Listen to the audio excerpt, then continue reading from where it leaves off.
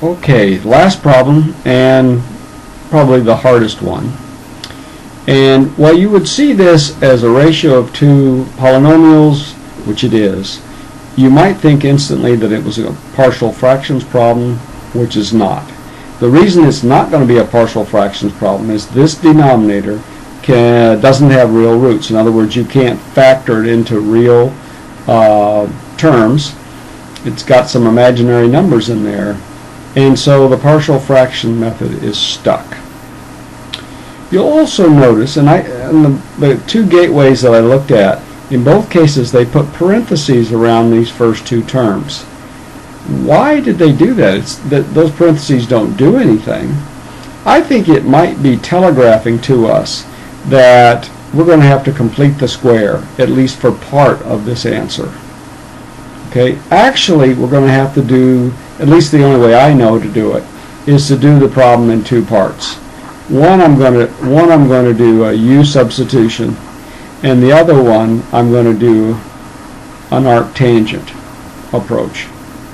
Okay? Now, what do I mean by breaking it into two parts? Well, this is a ratio, okay, a fraction, and I can rewrite this fraction because I know what I'm going to be trying to do here. I'm going to rewrite this fraction as 16y over the denominator, which is y squared minus 6y plus 10 dy, plus, and hopefully you can see what this term is going to be. It's just the other part of it, 4y squared minus 6y plus 10 dy. Now you'll notice that there's the common denominator, right? And if we added these back together, we come right back to here. So I've not done anything special, but because I can write them as two separate terms, it's perfectly legit to proceed independently on both of these. Okay? Right. Well, now I said first off I was going to do U substitution. What is my U? Well, the U is the denominator.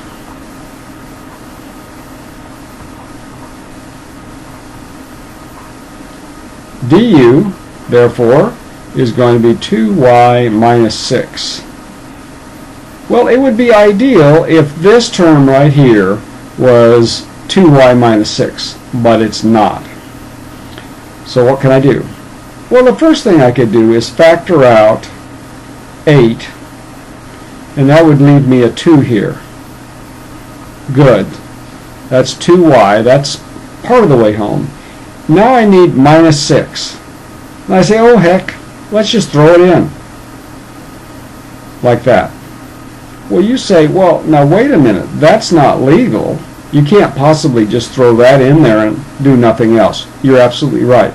I've got to balance this out.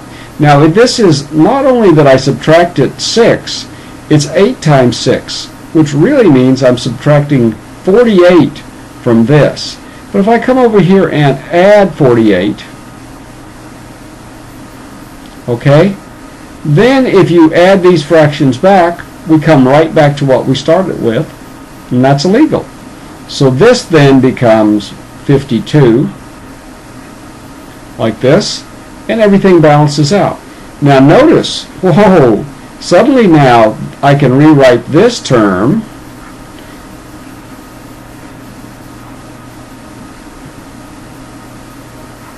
like that, and that means that this, when it integrates, becomes natural log of u, okay, and that means that this first term here, we've solved it. All we have to do is plug back in our u value, and we're done. What to do over here though? We'll come back and finish up this side, but let's transfer over and say, how are we going to solve this using the arctangent trick and completing the square? So I'm going to come down and solve this last part here and rewrite it. Now obviously this 52 can just come out. That's not going to do anything.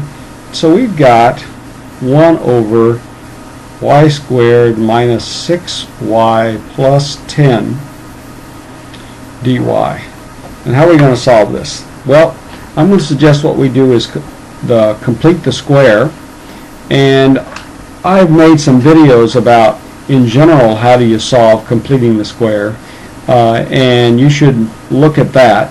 But basically what we're going to have to do here is come up with a term that is 1/2 this, okay, and square it, and that will complete the square for this portion.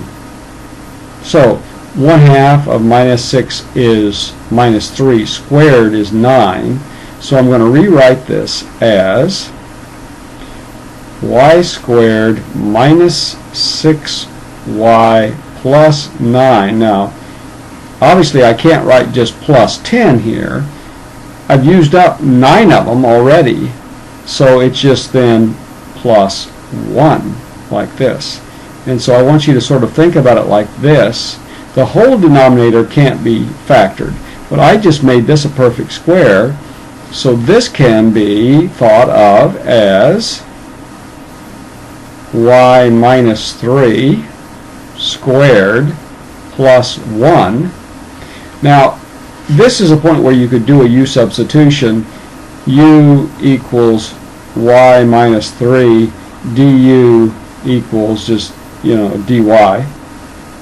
But you can just do a direct solution, and you just get that the answer is, when you integrate this, is arctangent of y minus 3. And then, of course, we got to bring in the 52.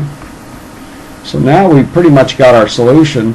We come back in here and we need to plug in, for u, we need to plug in log, of course, it's going to be 8 times log of y squared minus 6y plus 10.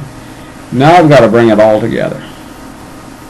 And we get, our answer is 8 times log of y squared minus 6y plus 10 plus 52